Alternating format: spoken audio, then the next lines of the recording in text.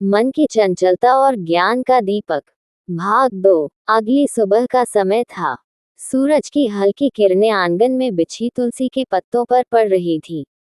वातावरण में एक अनकही पवित्रता थी। सीमा बहन स्नान के बाद शांत मन से बैठी थी। कल का सत्संग और महात्मा जी के शब्द बार बार स्मृति में उभर रहे थे। मन को दोष मत दीजिए, मन को दिशा दीजिए। ये वाक्य जैसे उनके भीतर गूंज रहा था। उन्होंने आंखें बंद की और सिमरन करने का प्रयास किया। कुछ क्षण सब ठीक रहा, फिर वही हुआ। कभी रसोई की चिंता, कभी बच्चों का ख्याल, कभी बीते कल की कोई बात। पर आज कुछ अलग था। आज वे घबराई नहीं। उन्होंने मन से कहा, ठीक है मन, आओ बैठो। धीरे धीरे मन से संवाद। सीमा बहन के भीतर एक नया भाव जन्म ले रहा था।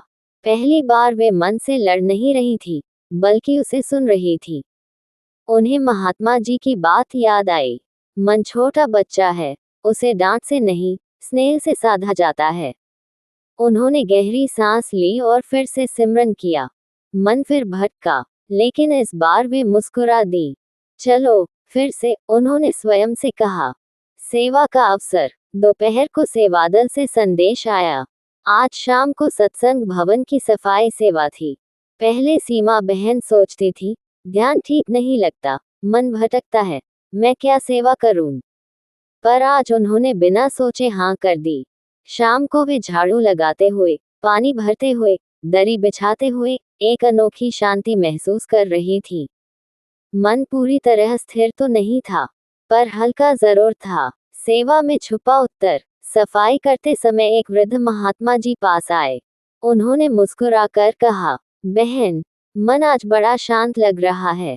सीमा बहन ने विनम्रता से कहा, महात्मा जी, मन तो अब भी चलता रहता है, बस अब उससे डर नहीं लगता। महात्मा जी प्रसन्न हो गए। बस यही तो समझ है बहन। जिस दिन मन से डर समाप्त हो जाता है, उसी दिन साधना शुरू होती है।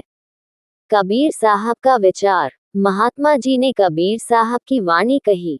चलती चाकी देखकर दया कबीरा रोया, दो पाटन के बीच में साबुत बचा न कोय। फिर समझाया, बहन, मन और संसार ये दो पाठ हैं। जो इनके बीच फंस गया वह टूट जाता है, लेकिन जो साक्षी बन गया वह बच जाता है। सीमा बहन के नेत्र चमक उठे। ज्ञान का दीपक। उस रात सीमा बहन ने अपने भीतर कुछ नया अनुभव किया।